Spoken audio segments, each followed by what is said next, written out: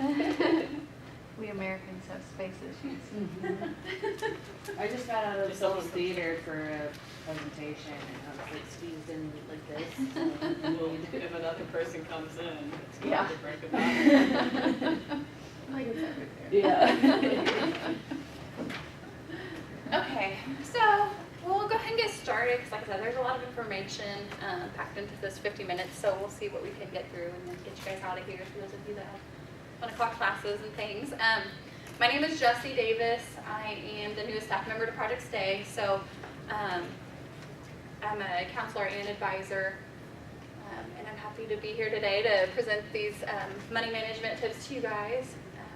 If you wouldn't mind, just would you go around the room, say your name, and maybe like on a scale of 1 to 10, 10 being feeling like really comfortable, really good, and 1 being, you know, not feeling that great, rate like how comfortable you are with your finances or managing money, or how you feel about that. So start over here. My name's Kendrick. I'm a health promotion major, and I'd say on the scale 6. 6, okay, good. My name is Abby. I don't know, 5 or 6. I'm Ashley, I'm conservation biology major, and probably about a 7.5.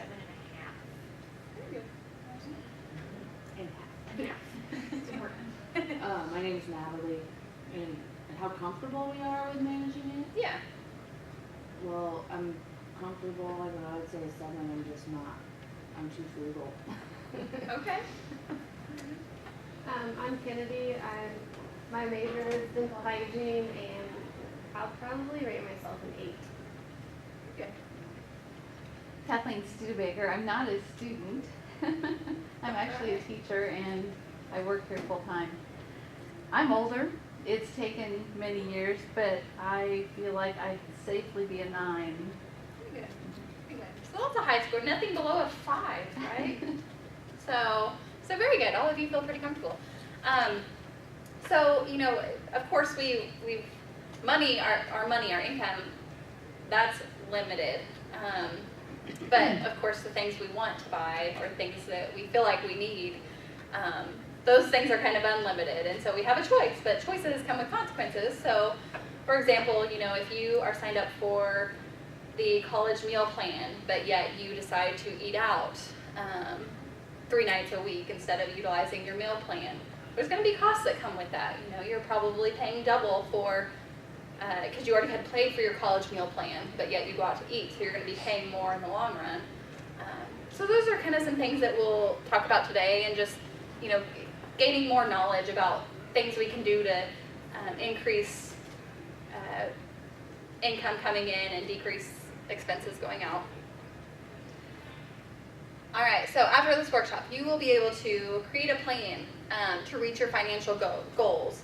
You will be able to make the best use of your financial aid, cut expenses without pain, so, you know, reduce the money going out. You will be able to know how to build good credit and make savings a habit in your life. So hopefully, all of you here think that finances are an important part of knowing how to manage your finances are an important part of just life and college in general. So that's a good sign. But these are all the things that you will learn as a result of this workshop. So why take charge? Planning is a huge and critical component of just life in general, as well as you know, with money. So why take charge? He who fails to plan plans to fail. Planning is bringing the future into the present so that you can do something about it now. Let our advanced worrying become advanced thinking and planning. And organizing is what you do before you do something, so that when you do it, it is not all mixed up. So planning is important, especially when it comes to finances. All right, so have you ever thought about, instead of letting your money control you, take over you, making your money work for you instead of you working for it? Making your money work for you is called financial planning, and there are 3 steps to financial planning. Step 1, define your financial goals. And typically it's best to write these goals down, because a goal written down on paper is more likely to be acted upon, more likely to be achieved. because it's not just in your head. It's, you know, somewhere, and to stick it somewhere where you can see it all the time and be reminded of it constantly. Goals that are in your head that you don't write down are rarely acted upon because you're not, again, you're just kind of thinking about it. You're not reminded of it very often. Step number 2 to financial planning is make a plan to reach your goals. So establishing, if one of your goals is to establish a budget, make a budget to reach your goals. And the third step, take action until your goals become reality. So, you know, keep moving towards that goal until it is met, until your desired outcome, until you've met your desired outcome. All right, so in your packets, I have provided you a printout of this worksheet. It's a savings goal worksheet. That's just an example of a worksheet that you could use in achieving your goals. So it's important, like I said, to make a financial plan. So this is step 1 of the financial planning. What are your short-term, mid-term, and long-term goals? When you Google search what are the links of short-term, medium-term, and long-term goals, you're going to get all different sorts of answers. For our purposes, I think for short-term, as a college student, maybe 0 to 3 months, something you can achieve in 0 to 3 months. Medium-term could be 3 months to a year. Long-term, a year to a year and beyond. Do you guys kind of agree with that? Some things on the internet said short-term is like 0 to 1 year or 0 to 2 years, and I'm like, well, that seems really long. You know, short-term, I think of something that you can achieve relatively quickly. So here for this exercise, just take a few minutes, write down some goals you might have, a short-term, medium-term, or long-term. When I was trying to think of examples, so a short-term savings goal for me would be to maybe save an emergency fund of $300 within that 3 months. So that's the savings goal, save $300 to create an emergency fund. My achievement date would be 3 months from now. The total cost would be the $300, and then the monthly savings needed. So in order to get $300 in 3 months, I would need to save $100 a month or $25 a week. So that could be a short-term goal that I could achieve within 3 months. And you want to make sure, and have you guys heard of make SMART goals? No, not necessarily. So SMART stands for, S stands for specific. You want your goals to be specific. M stands for measurable. So you want your goals to have a deadline. How will you know you've succeeded? A stands for achievable or attainable. Do I have or can I get the resources I need to achieve this goal? R is realistic.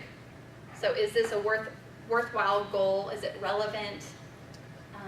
You know, obviously, if I weigh 300 pounds and I want to lose 100 pounds in 1 month, that's not very realistic. So make sure it's something that can be achieved. And then the T stands for timely, you know, deadline. So for short term, it could be the 0 to 3 months. So those are SMART goals. Those are kind of the criteria that you want to make goals off of. You want to make sure they're specific, measurable, attainable, realistic, and timely.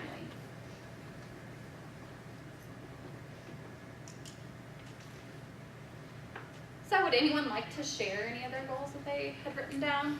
Anything that they'd like to achieve in the short term? Sure. Ashley, Short right? term, no. Oh. Short term. I have a medium term. Okay, go ahead. I'm getting married next year, so I'm saving for the honeymoon. Very good. So Yes. $500 over the next 12 months is like $40-some a month. Very good. That's important too, yeah. Not to have that all come out at once. Oh, Very good.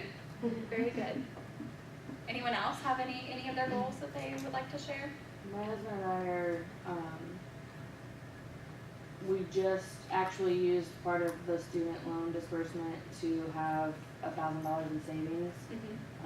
But we were only able to put $800 in. But in the next 3 to 12 months, we are planning to have 3 to 6 months worth of expenses in savings. So with his income, we'll just add to the 800 that we put in. Yeah. Very good.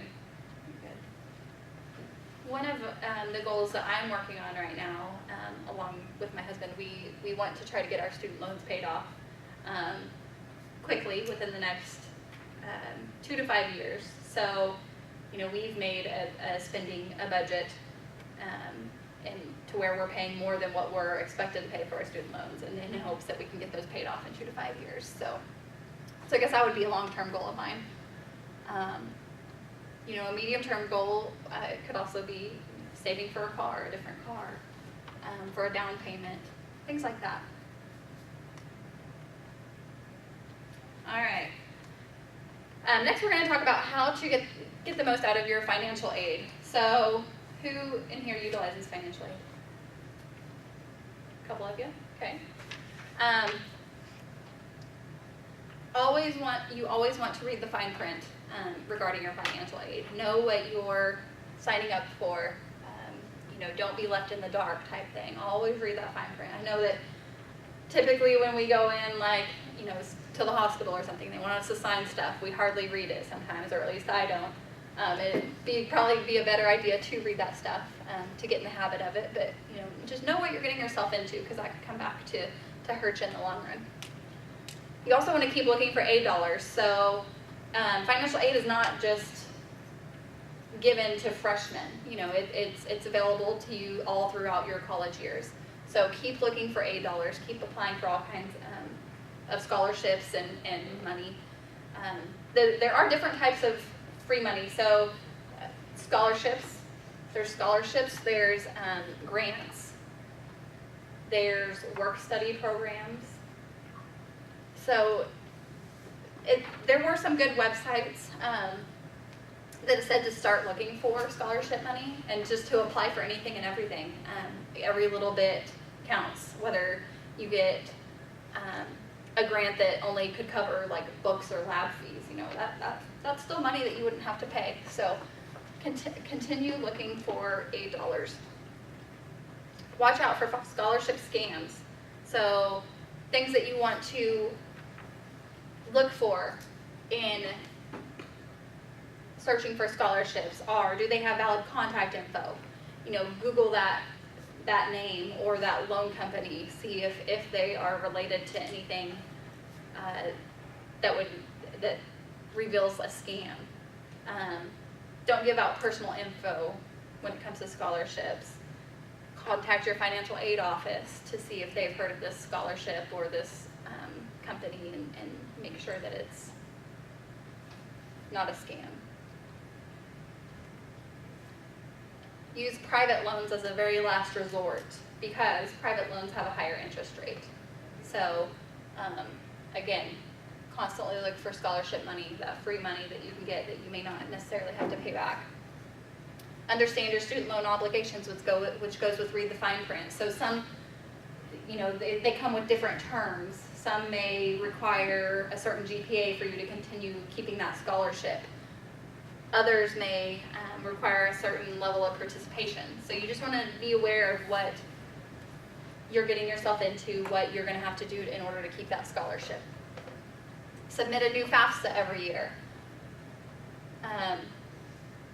There's a change in FAFSA this year. I think you can start applying for it October 1st.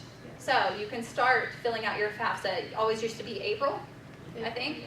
So, you know, start doing that early. Get on there and complete that as soon as you can so you've got that done. Talk to a financial aid officer about any changes you may have. You know, we all understand life happens, things happen. Maybe you lose your job or your significant other loses their job. If one of these things happen and you think you might need more money, go to your financial aid office. Maybe they have opportunities for you to receive more money. So don't be afraid to go talk. It doesn't hurt to ask.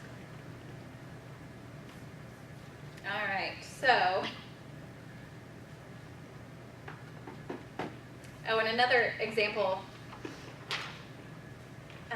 on maximizing financial aid. So just a personal example.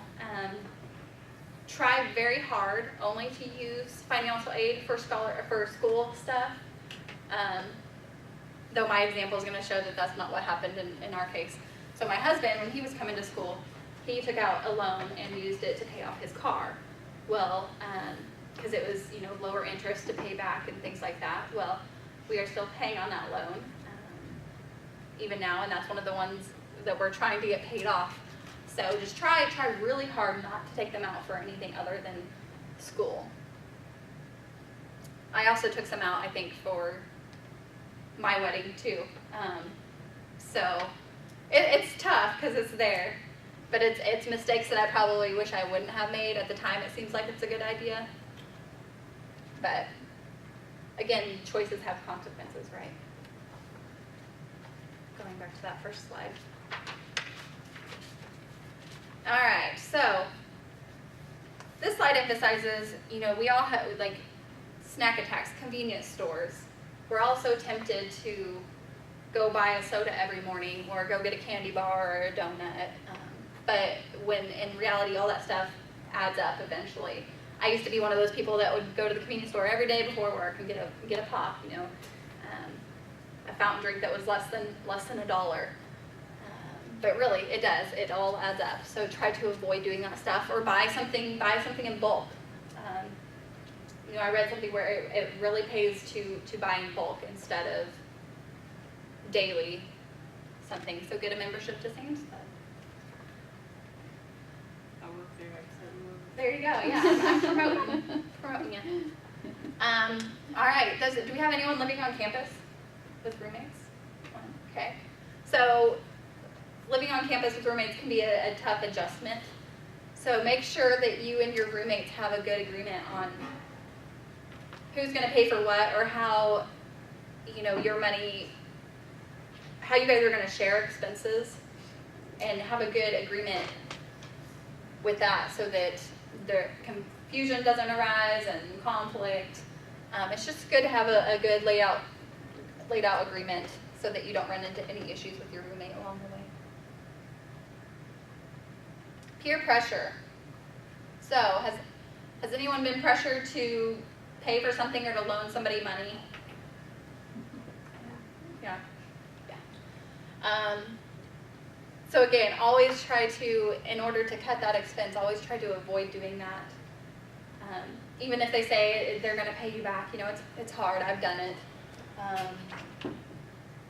But trying to, and also this goes for going out on a Friday night when you really don't have the means to do so. Just be strong and confident enough to say no, and not to feel ashamed that you may not have enough money to go out, or that if it's not in your budget, that's okay. And then student discounts. So wherever possible, ask about student discounts. I forgot this a ton whenever I was in school. I feel like they should just make us a list, that way we know. Right? It drives me insane. I ask everywhere I go. What really makes me mad is everywhere, like Sonic, we proudly support our MSSU, but they don't give a student discount. They don't? No. Wow. I know at McAllister's, if you buy like a meal there, you get free tea. Really? See, Culver's has a student discount. But yeah, it's like they have a They big old don't sticker. tell you that, like you have to ask. Oh yeah, I always ask. And you have to everywhere I go. remember to ask. Yeah, that's the thing. I always forgot to ask. Like, Why doesn't MSSU give us like a printout or something, or like post it online? that's a good idea. Or make a deal with places to do it. I just think it's silly to be like, we proudly support our MSSU students, but there's no, just because you have a sticker on your window, it's not supporting us. Right. Well, We're broke. yeah. So I heard some suggestions already thrown out of who offers discounts. Do you guys have any others that people may not know about? Freddy's. Freddy's? And then What's the What do they do? Freddy's, Yeah. it's a 10% off your entire purchase. I think Oh, that's I what know. Culver's is too. I don't know if any of you guys shop at Francesca's at the Mhm. mall. Well, you get 10% off if you're a student. So. There's also one at Charlotte Russe, I think it's like 10% or something. Wow, that's interesting. I never would have thought of clothing places. I don't Very know cool. if like Hibbett or any of that. I know you don't probably shop at these places. Francesca's. He hits up Francesca's every Saturday. Hey, but the food places. And And then on the mall, the Chinese place that's right next door to the Philly steak place, both of those places do a discount. Okay. Does Chick-fil-A? They do not. No. Darn. My sister-in-law works for is a manager at Chick-fil-A. I'm gonna have to get after her about that. So yeah, there was one. Do you guys? And through our ticket office, downstairs, you can get discounted rates on movie tickets. Oh, Mo's does. And yes, anybody that goes to Yeah. any of the athletic events, keep your ticket because it has Mo's coupons on the back. I have like hundreds of them because I love Mo's. What's about the discounted movie tickets? Do what? You said something about discounted movie tickets? Discounted movie tickets, yes. If you go, I believe if you go down to the card services across from the rental bookstore in the basement. Do you know how much like the tickets would be? I've never done that. I think it's like $1 or $2 cheaper. Do you know? I don't know. I Go mean, to Sam's Club, you can get a discount there Wait, what discount is that? too. Movie tickets. Really? Yeah, you had to buy 2 of them, and instead of it being like 20 something for 2 tickets, it's only 7. I think Job was way too overpriced for movies. Yeah, It's it like is. $11 a person. It's outrageous. Okay, I'm not trying to like promote Pittsburgh, Kansas, but it's $3.50 or $3 Yeah, for. no, seriously. I drive over there all the Even time. in Web City, they have Web like City, a yeah, Web City single theater. stop movies place. Like it's like it just like Yeah. they just show one movie at a time. Mhm. But I think the tickets are like $4. it is cheap, yeah. And the drive-in during the summer, that was 2 movies 2 for movies for $7. $6 or $7, yeah. So these are just some things to get you thinking and try to get you towards that saving money instead of paying extra. Anything else good that you guys can think of? But yeah, on the back of your like game tickets, Mo's, buy one get one free, or if you just buy one thing, you get it half off. So I You use should them. talk to Chipotle. I use that all 'cause the time. In other Chipotles, they Uh-huh. give you a free drink if you're a student, but ours is the only one that I've been to that doesn't do that. Interesting, yeah. You need to get on them. Good to know, yeah. I'm all for about sure. I was gonna Yeah. say, like, I'm a part of Student Senate. I'm actually the PR chair, so I can work on getting that spreadsheet. I just texted it to my co-chair, and I was like, hey, this is something we can do, but like a student discount on spreadsheet that we can put on the different offices. But Yeah, we can definitely that's good. nudge people a little bit in the right direction by making calls saying, hey, we're with Missouri Southern Student Senate. We were wondering if you, and just by Right. getting that phone call, that might actually do a little something in their company. Awesome. You never know. Yeah, that'd be really good if that gets done. Very good. So yeah, just constantly be aware of the discounts out there available to you. Also in your packet, I have given you a copy of a budget, a monthly budget. So this you don't necessarily have it filled out right now, but you can keep it, make copies of it if you want. If you like it, start implementing it. We actually, with our budgeting with student loans and everything, we have an app on our phone that we use that we really like. So it's as easy as having an app on your phone and just typing in What's your app? when you bought what. That's a good question because it's actually on my husband's phone. I've tried a couple different ones and they were way more of a pain than it was worth. Really? Was it free app? Yeah. We're really big into like reading Dave Ramsey right now and trying to get out of debt. So it's probably something related to Dave Ramsey, maybe that. But yeah, I think it was free. But it's definitely time consuming, and you have to keep up with it and put in every purchase. Mm-hmm. But just in these last couple months that we've been doing it, I feel like we have been more aware of what we're spending and I kind of, if somebody wants to go out and eat, I'm more of the like, I don't know if I should do that. I don't know if that's in the budget. I mean, it is, but it would just be an expense that we didn't have planned, and so it kind of really makes you think and not do as many things as you normally probably would do. Dave Ramsey would be disappointed in us. We always say that. Dave Ramsey wouldn't agree with this purchase. Yeah. Did you All right, so you have just a blank sheet of paper in your packet. So if you will take that out, what I want you to do is write down, I think 11 things that you've bought in the last month. So whether it be a soda, a DVD, and we don't have to share these. So In the circles or just just things you bought. okay. whether you needed it or wanted it, it's Yeah. whatever, okay. Yep. List 11 items you have purchased in the past month. And again, it doesn't matter how much it was or anything, how little it was.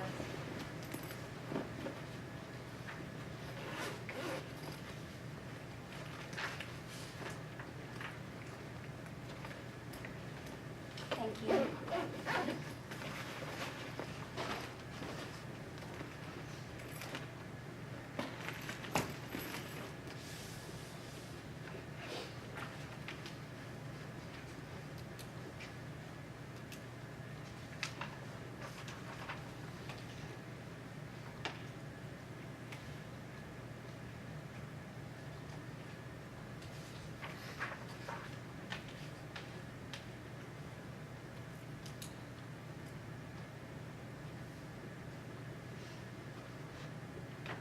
Do you want what it was and the price, or just? No, just whatever it was. Okay.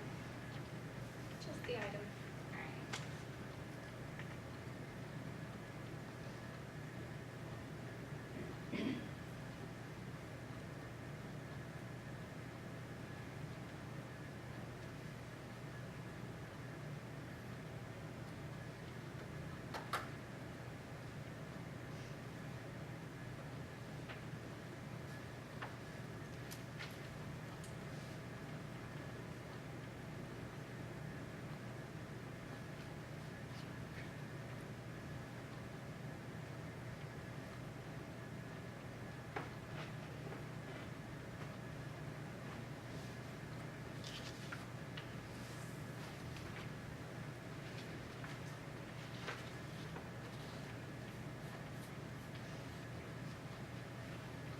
All right, when you're done with your list of 11, now cross off 3 things that you know you really could have done without, that you did not need.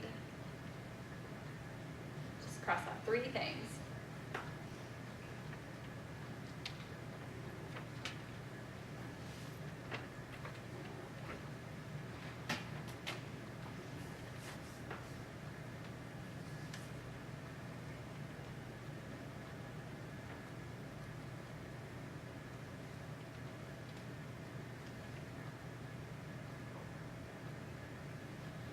Okay, and when you've got your 3 crossed off,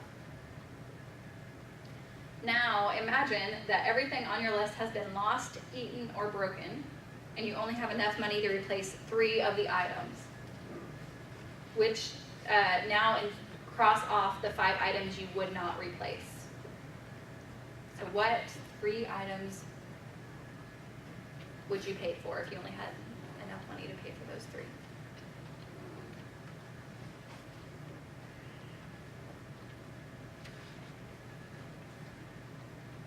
And that should bring you to less than half of the items you started with.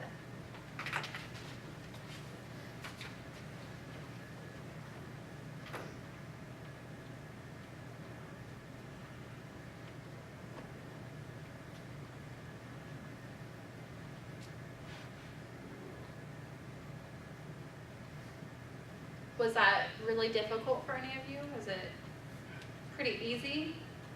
Well, it's hard for me. Yeah? Do you feel like you needed all those things? Not all of them. Yeah. No. This month was particularly different though, because we needed like a baby gate and a pack and play and stuff Yeah. like that. So it was a little bit different than the normal month. Yeah.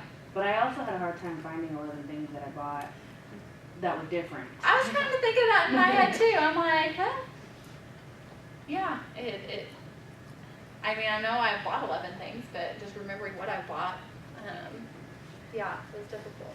So, I mean, really though, we can talk ourselves into believing that we need something that we just really want.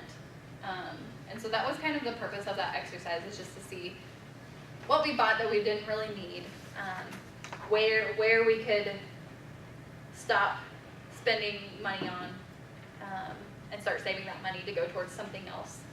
So did any of you cross off things that like were really expensive that you could have used that money towards something else? Yeah, a lot of head shakes.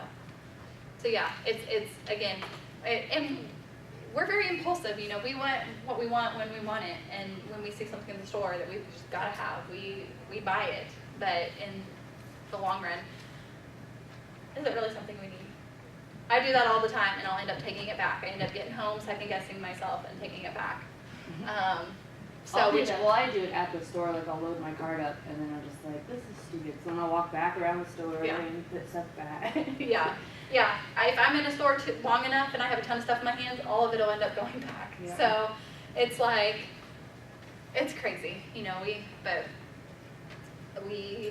that's where a budget comes in and can help reprogram your mind to only get things you need at that time. So, moving on to the next slide, what are some ways that we can stretch $1? How can we save money, such as going to places with student debt discounts? What are some other ways that we could save money on things that we would normally buy? Coupons, maybe? Coupons, yes, yeah. Coupons are getting harder to use, I think. Like when we had Dylan's, It's it because was of- amazing. It's because of like couponers. I know, That's the reason. Dylan's was amazing. Because of what? Extreme couponing. Oh, yeah, We could leave Dylan's with, paying less than half of the total cost of everything. But nobody else in town does as well matching coupons. And I have a really hard time organizing the coupons, and so Yeah. I get into the store, and I'm just like, oh, I know I had a coupon for this, and so I kind of just give up. I'm not good at it. right, I don't think I would be, I don't coupon, but like, I just feel like it would be way too time consuming. A lot of times too, you have to buy more than one of the item to use the coupon, and that drives me crazy. 'Cause I don't have the space or money to buy two of the Right. one thing I need. Now, I do have an app on my phone called Shopular, and it has like different stores and all kinds of like whatever discount they're running that week or whatever. So like Kohl's, I shop at Kohl's a lot, and there's always some kind of discount that they have. Shopular. Shopular. Yep. So, and I just view the coupon, show it to them, they can scan it from my phone, and I've got Ibotta is a all really kinds of good things. one. Yeah, some Uh-huh. lady came through my line at Walmart and she buys like the stuff on it, and she just got like a $25 Amazon gift card. Yeah, I've Yeah. done 3. I've had 2 $25 Best Buy ones and a $25 Amazon one. And it's awesome. Like I kind of Cool. stepped away from using it just because I forget about it. But Yeah. if I really pay attention to the app and stuff, like you Mhm. get so much refund back on it. Yeah, Also, and if savings you- catcher. If you get on like Bing.com instead of using Google, like you make an account with them, then if you search so many searches, you rack up points, and then they like give you $15 or $20 like gift cards to places. Shoot, we start using Bing. I don't like Yeah. Bing. I don't like Bing either, but I'm gonna start using Bing. So, some other ways to stretch $1, cut out or cut back costly habits, such as getting a drink on the way to work or school every morning. Easier said than done. Very much so. Shop thrift stores, garage sales, things that you can get cheaper or maybe used, Avoid money traps like rent-to-own, pawn shops, check cashing outlets. So just know what you're getting into there. Coupons. Use a bike or public transportation instead of your car. So we've got the trolley if you need, if you struggle to pay for gas each week, utilize the trolley. It's just $1 to get where you need to go. Limit downloads. Go to free on-campus events. We have lots of them, so that's something I've started doing. They're fun events, and they're free to the campus and community. So take advantage of those. A couple of other things I've got listed. Try the envelope budgeting system. So where you allot yourself so much